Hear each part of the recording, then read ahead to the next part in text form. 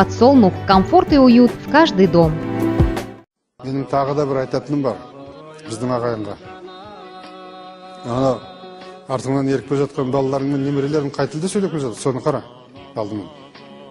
Біздің 9 миллион қазақтың 4 миллионы қазақша жөндеп сөйлей алмайды.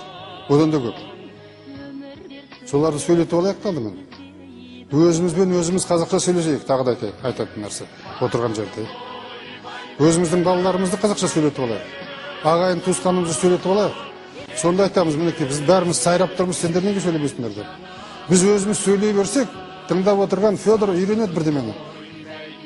Біз сөйлемесек, оған қазақша сөйлетпесек, ол қалай сөйлейді?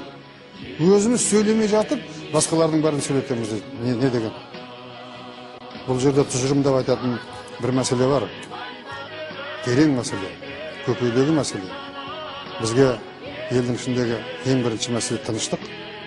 Соның кейін қазақтың баянды болашағы, соның арқасында тілде болады, мәдениет те болады, ғұрып та болады, дәстүр де болады, бәрі болады. Шыдам керек. Bir günde iş нәрсе болады. Bir сағатта үлкен мәселені шешуге болады. Көбірімізге қарауымыз керек. Үй өзімдік дедің, үй сыртында бөрі бар деп.